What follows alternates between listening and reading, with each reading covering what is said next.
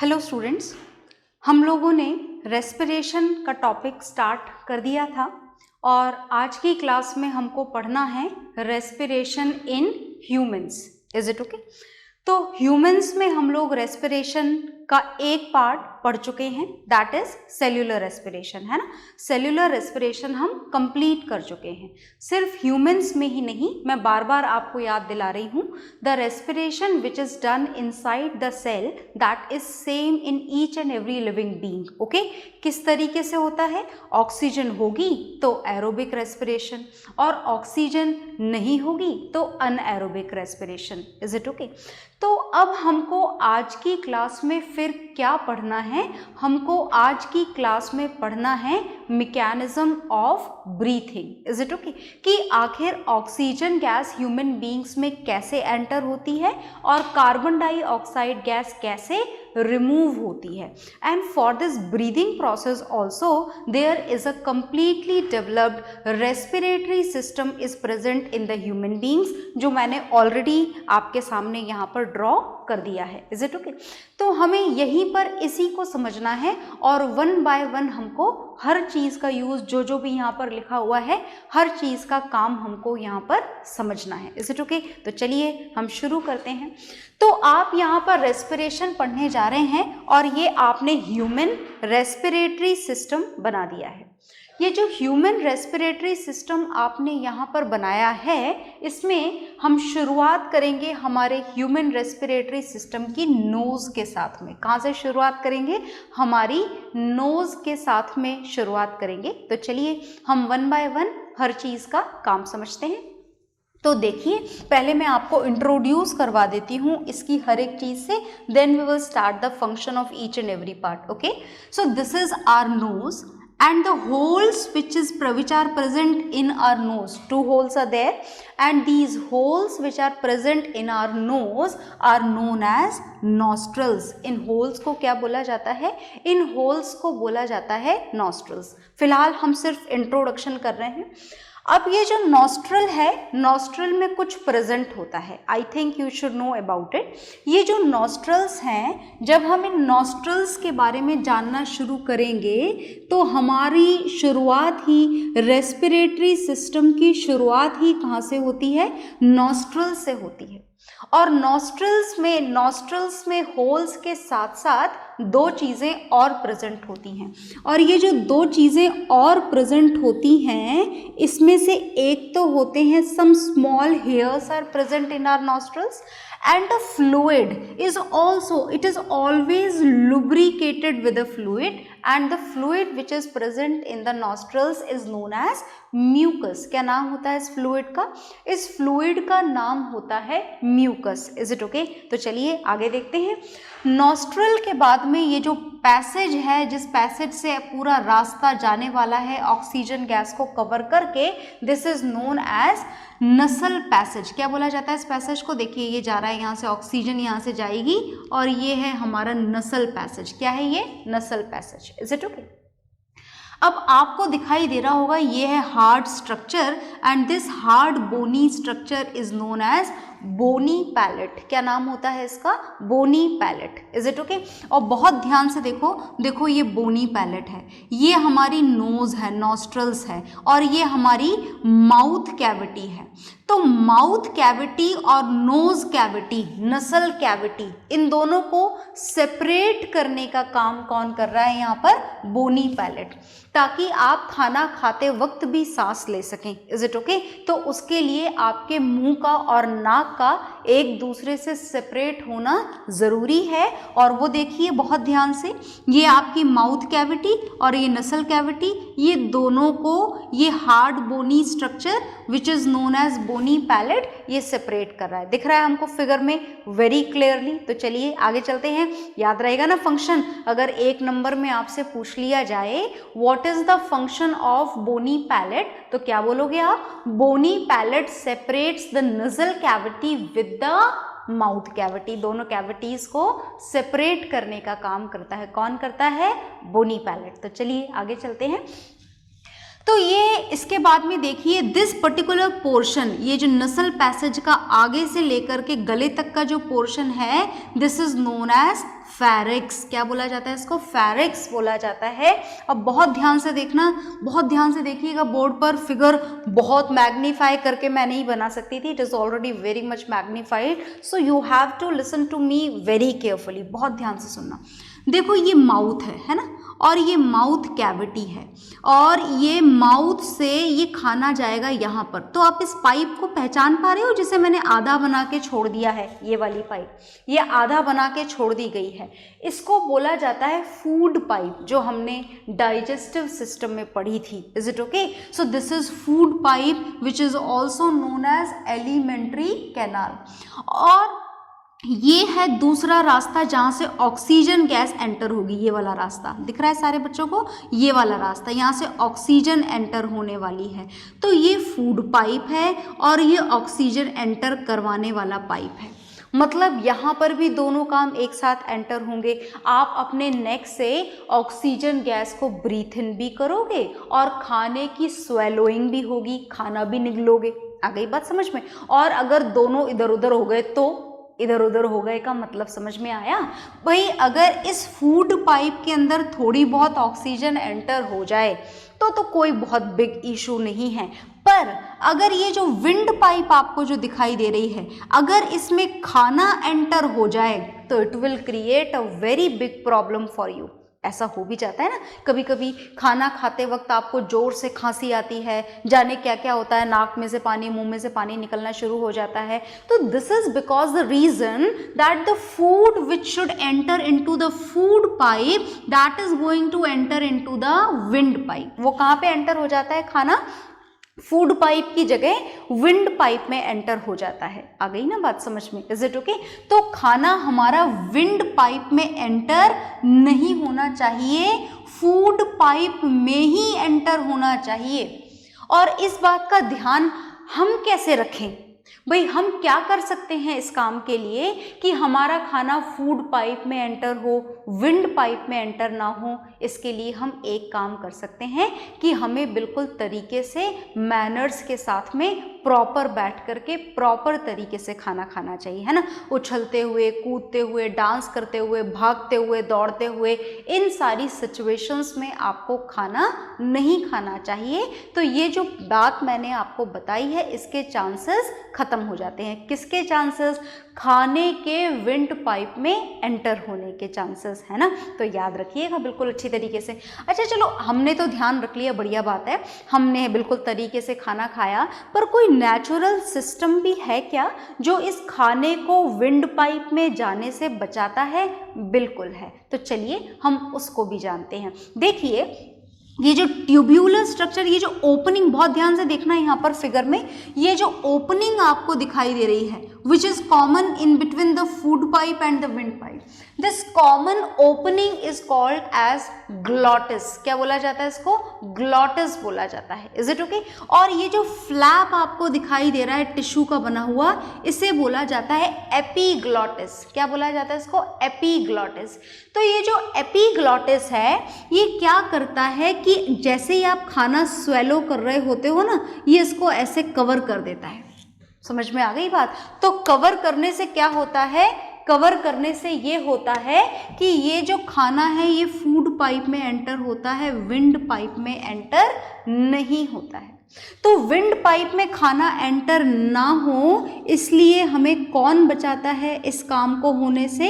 इस काम को होने से बचाता है epiglottis, which is single a flap of tissue which covers this wind pipe। कब करता है विंड पाइप को cover? while we swallowing the food। Is it okay? तो याद रखना कि what is the role of epiglottis। Exam में छोटे छोटे क्वेश्चन आते हैं, हमेशा ऐसे बड़ा सा नहीं आ जाता कि explain the human respiratory system, in that you have to fill 3-4 pages, not like that। You have to know the function of each and every part। किसी भी पार्ट का फंक्शन पूछा जा सकता है। तो चलिए आगे चलते हैं। तो एपिग्लॉटिस का फंक्शन आपको याद रखना है। अब यहाँ से ऑक्सीजन एंटर होने वाली है, and this is a voice box which is situated in your neck. आपके नेक के बिल्कुल बॉटम में ये वॉइस बॉक्स जो होता है, जहाँ से आपके गले से आवाज़ निकलती है, आवाज़ प्रोड्यूस होती है, this voice box is known as larynx. और ये जो लैरिक्स होता है, ये देखो ये लिखा हुआ है यहाँ पर, this is a voice box, larynx, it is also written here that it is a voice box. So one thing which has to be kept in mind is that when we are going to compare the size of this voice box in the male and female, then it is different. जब बात mail की जाती है तो ये जो voice box होता है ये थोड़ा सा एनलार्ज्ड होता है, थोड़ा बड़ा होता है. जब बात फीमेल्स की जाती है तो ये वॉइस बॉक्स थोड़ा सा श्रिंक होता है, थोड़ा छोटा होता है कंपैरेटिवली. अब आगे आ जाएं आप. तो एक एक पार्ट का यूज मैं बताती जा रही हूँ, एक बार और रिवाइज करवाऊंगी, पर फिलहाल आप सुनिएगा. Now this is wind pipe, ये दिखाई दे रही है आपको विंड पाइप, है ना, ये विंड पाइप है. Is it okay? बड़ी ही नाजुक सी विंड पाइप है ये. And this wind pipe is also known as trachea. ये लेबल्ड डायग्राम है पूरी तरीके से. This is trachea, this is wind pipe. अब देखो, मानो कि किसी दौरान आपको ऑक्सीजन ब्रीदिंग के लिए नहीं मिल रही है, उस वक्त भी ये ट्रैकिया जो है ये ऐसे मुड़े ना, इसकी वॉल्स आपस में चिपके ना, इसके लिए इसके अंदर ये दिख रहा है आपको, ये रिंग्स बनी हुई हैं. Is it okay? These are the rings which are made up of with the cartilage tissue. कौन से टिश्यू की रिंग्स होती हैं? ये रिंग्स होती हैं कार्टिलेज टिश्यू की. Is it okay? अब ये जो कार्टिलेज टिश्यू की रिंग्स हैं, इनका यूज समझ में आ गया ना.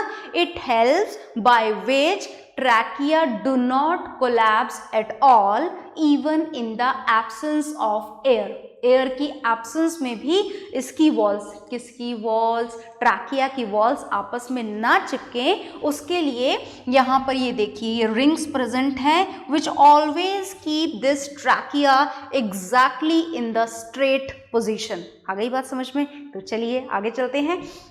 अब देखिए ये जो विंड पाइप है, now it is divided into these two parts. Can you see these two parts? These two parts, part 1 and part 2, दो branches दिखाई दे रही हैं. Even these two branches are also having these rings of cartilage, and these two branches in which our windpipe divides into two lungs are known as bronchus. ये देखो नाम लिखा हुआ है, देखो मैंने ये यहाँ पर ये एरो लगा करके ये लिखा हुआ bronchus दिखाई दे रहा है ना. तो ये क्या है? ये है bronchus. And now this bronchus is further divided into lot of branches. दिखाई दे रही है आपको पतली पतली ब्रांचेस. ये देखो ये ब्रांच, फिर ये फर्दर ब्रांच, फिर ये फर्दर ब्रांच, ये ब्रांच, ये ब्रांच, ये ब्रांच एंड ये ब्रांच. ये जितनी भी ब्रांचेस हैं in which this bronchus is divided, these branches are known as bronchioles. क्या बोला करते हैं हम इन ब्रांचेस को? हम इन ब्रांचेस को बोला करते हैं bronchioles. And look here, at the end of these branches, some this balloon-like structures which is very thin membraned. ये thin membrane structure present है, and this thin membrane structure are known as, इधर लिखा हुआ है ये alveoli, and alveoli can also be known as, can also be written as air bags. air sacs होते हैं, ये छोटे छोटे से एयर के बैग होते हैं. Is it okay? अब देखिए ये जो ब्रोंकियोल्स हैं, ये ब्रोंकियोल्स हैं, they all are covered in the lungs. किस में प्रेजेंट है? ये लंग्स में. और लंग्स किस में रखे हुए हैं? लंग्स हमारी बॉडी के अंदर बिल्कुल एक एयर टाइट कंटेनर में पैक्ड होते हैं. And can you see this airtight container? Look here on the board. This airtight container in which our two lungs are hanged. लटके हुए होते हैं ये lungs हमारे. This cavity, this airtight container, this airtight pouch in which this is present, these lungs are present, are known as chest cavity. And this chest cavity is surrounded with this muscle sheet, and this muscle sheet is known as diaphragm. इस muscle sheet को क्या बोला जाता है? इसको बोला जाता है diaphragm. तो आपको समझ में आ गया? चलो एक बार और जानते हैं, हम जानेंगे, हम धीरे धीरे से जानते रहेंगे, जानना ही है हमको. तो ये हमने जाना एक एक चीज़ का यूज़. अब मैं एक एक चीज़ का यूज़ दोबारा से रिवाइज करवाने जा रही हूँ. तो ऊपर से लेकर के नीचे डायफ्राम तक आ जाते हैं. तो चलिए तैयार हो जाइए सुनने के लिए. सबसे पहले हम बात करते हैं नॉस्ट्रल्स की। ये नॉस्ट्रल्स दिखाई दे रहे हैं, the holes which are present in our nose, 2 holes are there, yes, these holes are known as nostrils. And nostril is having some hair as well as some mucus in it. hair भी present होते हैं इसमें और mucus भी present होता है।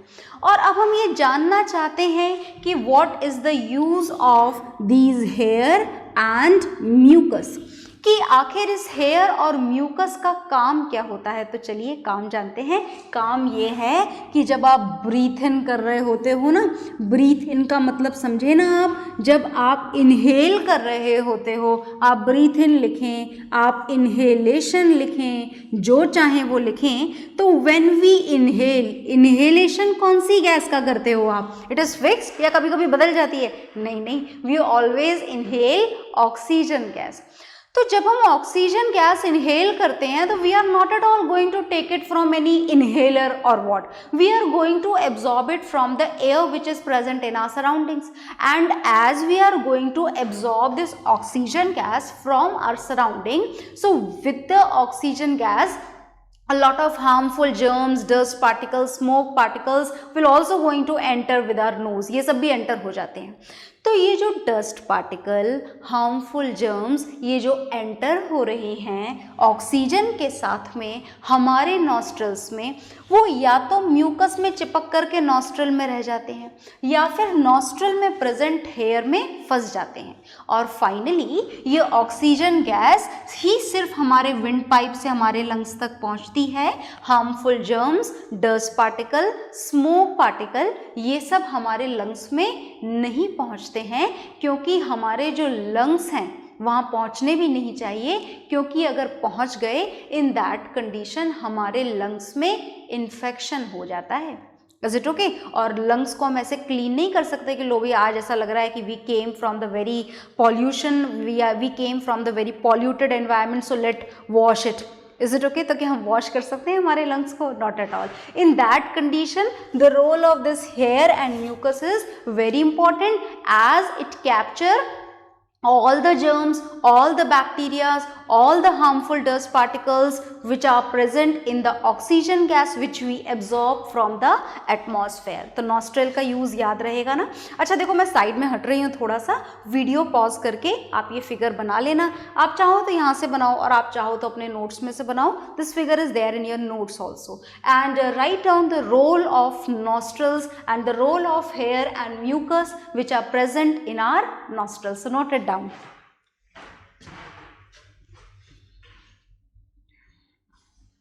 हाँ जी, तो आपने नोट डाउन कर लिया होगा। वीडियो पॉज कर करके नोट डाउन करा करें आप लोग।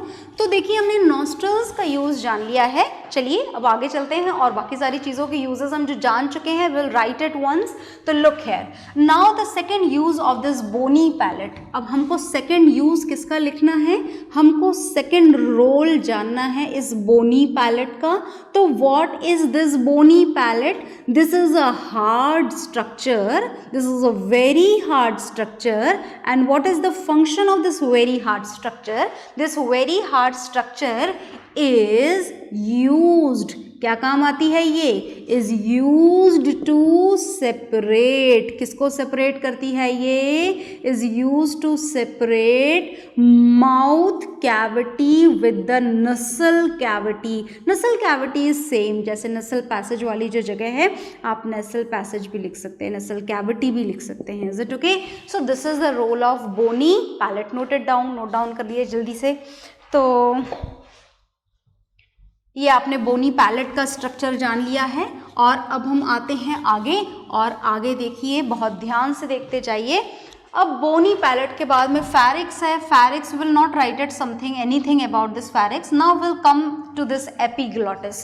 सो look here, what is the role of this epiglottis? Epiglottis is very important, बहुत यूजुअली एग्जाम्स में पूछा जाता है। तो this is also a flap of cartilage. Cartilage का फ्लैप है ये, जो कि क्या करता है, ध्यान से देखिएगा, इट कवर्स, ये क्या करता है, it covers the wind pipe. कौन सी पाइप को कवर करता है, विंड पाइप को कवर करता है। और कब करता है ये काम, वाइल वी स्वैलोइंग द फूड, जब हम फूड को क्या कर रहे होते हैं, स्वैलो कर रहे होते हैं। स्वैलो का मतलब समझ रहे हो ना, जब हम फूड को निगल रहे होते हैं, गले से जब अंदर जा रहा होता है फूड हमारा, at that time this epiglottis covers this region, covers the top of the windpipe so that the food particles should not enter into the windpipe. Note it down. Note down the role of epiglottis.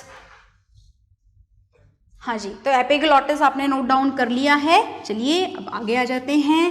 अब आगे हमारी oxygen कहाँ जाने वाली है, this is the track of oxygen gas, है ना। Look है, नॉस्ट्रल से ऑक्सीजन एंटर हुई, यहाँ से नॉस्ट्रल में पहुंची, नेसल पैसेज में गई, फेरिक्स में गई, यहाँ आई, और ये वॉइस बॉक्स मैं बता चुकी हूँ। वॉइस बॉक्स का यूज लिखना यहाँ पर कोई इंपॉर्टेंट नहीं है, as this is not a part of respiratory system. This is present in the wind pipes, because of that only we have mentioned here, but there is no need to write it about its structure, its point, its function. So now come to this windpipe, trachea. This is the windpipe, and the function of these rings is, I am not at all going to write it as it is very simple, so just listen to me very carefully.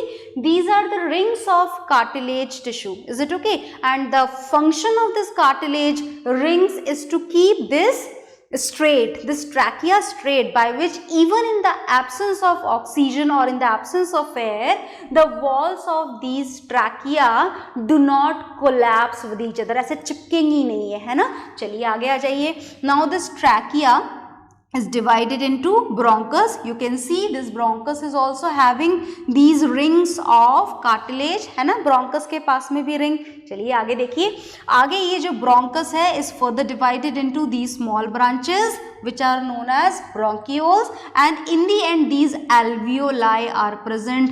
और देखो मैंने यहाँ पर बहुत कम alveoli बनाई हैं, क्योंकि जितनी छोटी ये एल्वियोलाई होती हैं उतनी छोटी एल्वियोलाई हम यहाँ बना नहीं सकते हैं। तो मैं आपको बता दूँ आपकी नॉलेज के लिए कि each and every lung is having millions of alveoli in it. बहुत सारी एल्वियोलाई उसके अंदर प्रेजेंट होती हैं। तो अब जो इम्पोर्टेंट क्वेश्चन आपसे पूछा जाता है वो पूछा जाता है function of alveoli. What is the function of alveoli? क्यों होती हैं? तो बहुत ध्यान से सुनिएगा। ये जो alveoli होती हैं they are bounded with a very thin membrane. पहली बात तो आपको ये याद रखनी है कि इनकी जो वॉल्स होती हैं, जो मेम्ब्रेन होती है, वो कैसी होती है, बहुत ही थिन मेम्ब्रेन होती है ना, बिल्कुल थिन मेम्ब्रेन होती है। दूसरी बात आपको जो इसकी याद रखनी है वो ये याद रखनी है कि these alveoli are surrounded with the lot of blood capillaries, by which when the oxygen is reached into the alveoli, this oxygen will be absorbed by the blood with the help of blood capillaries, as these alveoli are surrounded with the lot of blood capillaries. आगे आ जाइए। चलिए तीसरी बात ये है कि देखो इतनी सारी लंग्स में इतनी मिलियंस ऑफ एल्वियोलाई होने के कारण जो आपके लंग्स का जो सरफेस एरिया है that is increased, it increases the surface area of lungs, it increases the surface area of lungs. आई बात समझ में? ये जो एल्वियोलाई आपको दिखाई दे रही हैं, ये एल्वियोलाई आपके लंग्स के सरफेस एरिया को क्या कर देती हैं, इंक्रीज कर देती हैं, which increases, which you can say which is responsible for the better absorption of oxygen gas, है ना। more and more surface area is there, more and more absorption of oxygen gas will be there with the help of our lungs. Is it okay? So alveoli are very important. These are the three main points of alveoli. You have to note it down. तो आप note down कर लीजिए। तो ये alveoli का function है और अब मैं इसे यहाँ से रफ करने जा रही हूँ। तो हमने सबका फंक्शन देख लिया है। अब आप एक बार ट्रैक में आपको और क्लियर कर देती हूँ। लुक हियर वेरी केयरफुली, तो ध्यान से देखिएगा। तो यहाँ से ये ऑक्सीजन एंटर हुई नॉस्ट्रल से। हेयर और म्यूकस का रोल मैं आपको बता चुकी हूँ। Now with the help of this nasal passage and pharynx and the role of epiglottis, I hope it is clear to all of you. Now it is going to enter into this wind pipe, है ना। With the help of this wind pipe it will enter into these two branches which are known as bronchus, and finally these bronchus are further divided into a lot of branches and these branches are known as bronchioles. Is it okay? So finally this oxygen gas will enter into the bronchioles and reaches at the end of the bronchioles which are known as alveoli, and with the help of alveoli this oxygen will be absorbed into the blood capillaries। और oxygen जब blood capillaries में absorb हो जाएगी, जब blood में oxygen पहुंच जाएगी, तो आपको पता है कि आगे क्या होगा। This oxygen gas will be transported to each and every cell with the help of our blood. ये ब्लड इस बने हुए इस एब्जॉर्ब्ड ऑक्सीजन को कहाँ पर पहुंचा देगा? हमारी बॉडी की हर एक सेल तक। और जब सेल में ऑक्सीजन पहुंच जाएगी, कहाँ पर ऑक्सीजन पहुंच चुकी है? अब सेल के अंदर ऑक्सीजन पहुंच चुकी है, राइट। तो जब सेल में ऑक्सीजन पहुंच जाएगी तो फिर क्या होगा? तो फिर होगा cellular respiration. And cellular respiration का जो प्रोडक्ट बनेगा, वेस्ट प्रोडक्ट आप बोलें तो ज़्यादा बढ़िया रहेगा, जो वेस्ट प्रोडक्ट बनेगा सेल्यूलर रेस्पिरेशन का, वो क्या बनेगा? Carbon dioxide gas. Is it okay? And this carbon dioxide gas will be transported back to the alveoli with the help of blood. दोबारा से ब्लड क्या करेगा? कार्बन डाइऑक्साइड गैस को कहाँ पहुंचा देगा? यहाँ पहुंचा देगा, एल्वियोलाई में पहुंचा देगा। Is it okay?